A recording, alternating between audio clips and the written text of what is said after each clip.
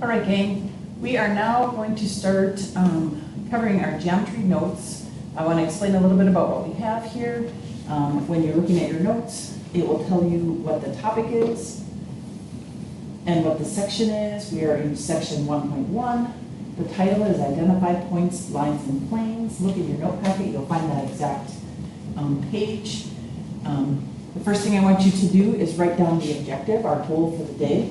Our goal for today is to learn essential vocabulary to help you understand geometry. The important part about today's lesson is that we're going to be talking about vocabulary. This is important vocabulary we need to know to understand what we're going to be talking about. So, starting out, we are first going to discuss what we call undefined terms. These are terms that don't really have definitions. They just are what they are, and we understand what they are. The three terms that we're going to talk about today, first are point, line, and plane. Now I have an example of what they are, and then we will define those. So for the first one, we have a point. And the real life examples I have of a point are the spots on this polka dot t-shirt or sweatshirt, and the pin that you might put on a Google map to tell someone where you are. How do we show somebody what that is? Well, a point is simply a spot. We just draw a dot and we label it with a capital letter. So three examples of points are those three right there, A, B, and C. How do you tell somebody what you're talking about? You name them. You talk about A and B and C.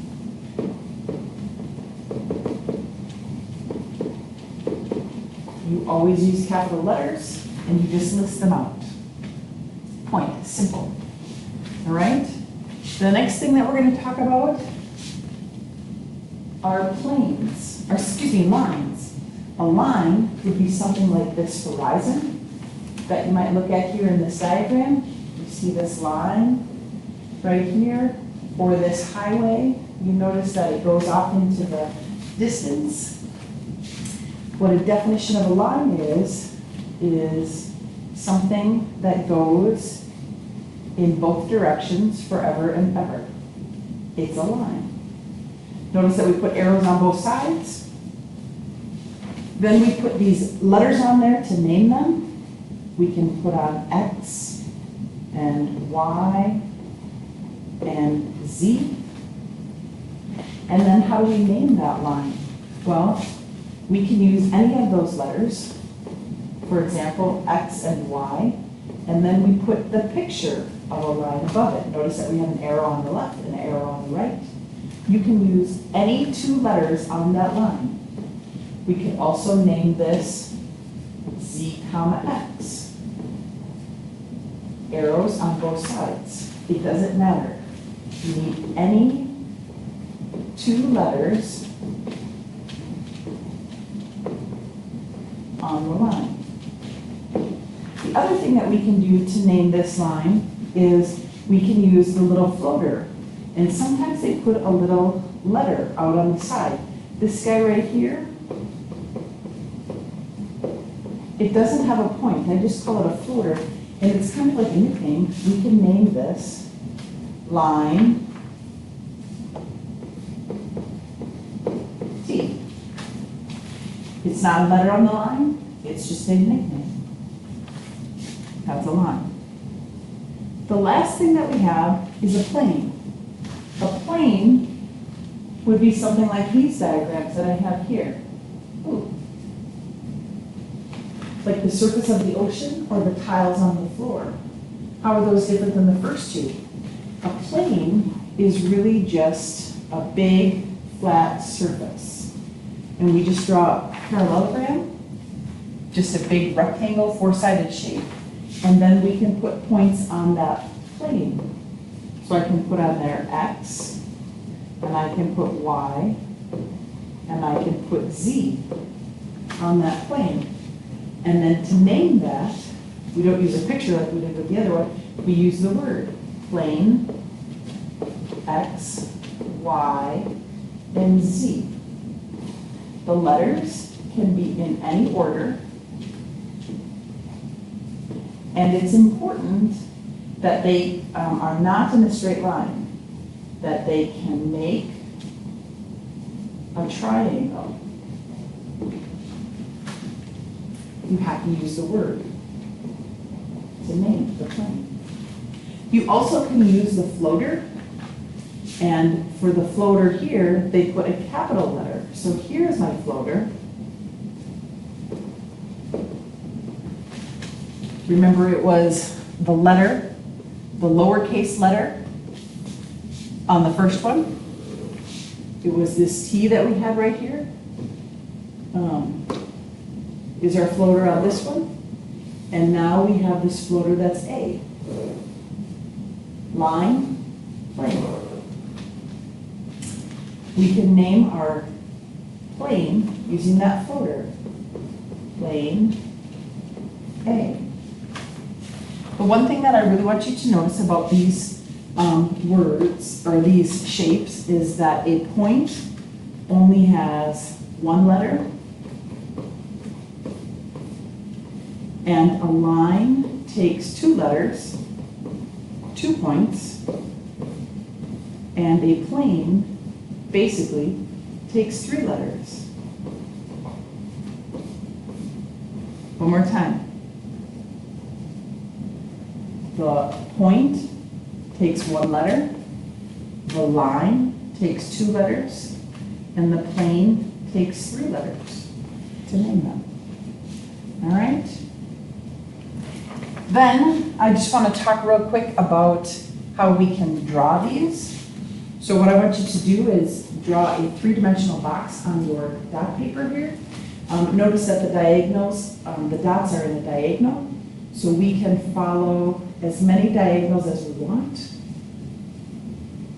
And notice that I went a little left and a little right, and then I connect them at the bottom. And then from there, you're just going to go straight down as far as you'd like. I'm just going to go down 1, 2, 3, 4, 5 spaces. 1, 2, 3, 4, 5 spaces. 1, 2, 3, 4, 5 spaces. And then connect the bottom.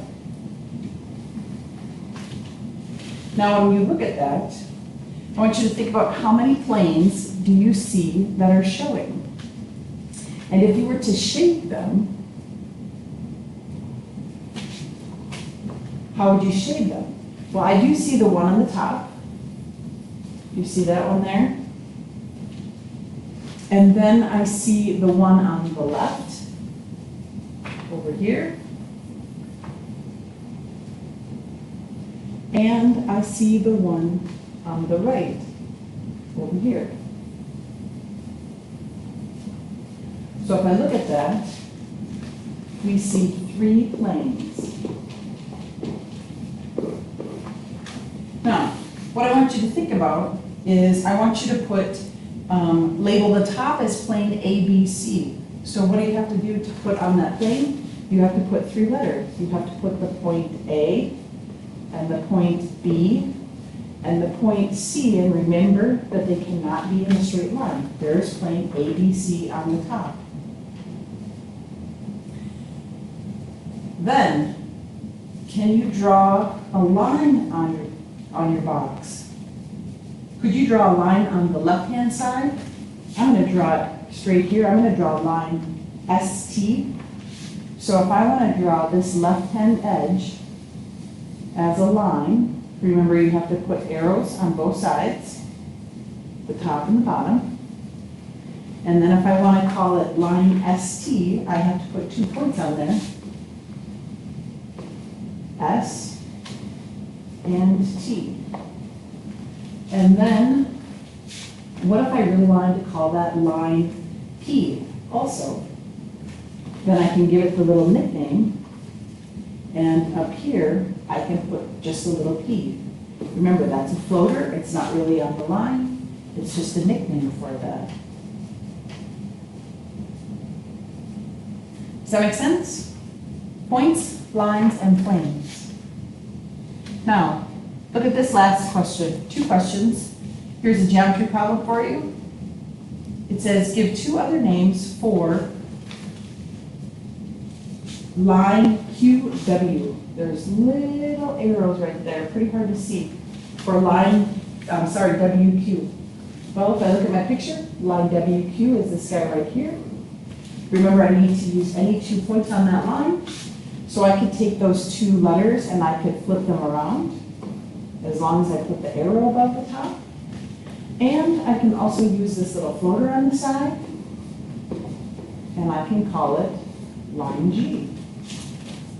Then, if I were to give another name for the plane V, right there, here's my floater. That tells me that I'm talking about the big shaded space there. I'm going to choose any 3 letters. What you need to make sure is that you don't choose 3 letters that are in a straight line. So if I choose R and S, I cannot pick Q because it falls on the same line. I need to choose my 3rd letter as T. If I choose plane Q and R, then I cannot choose S. I need to choose a 3rd letter, plane T. We're going to stop right now. If you need more, we can go to page 2.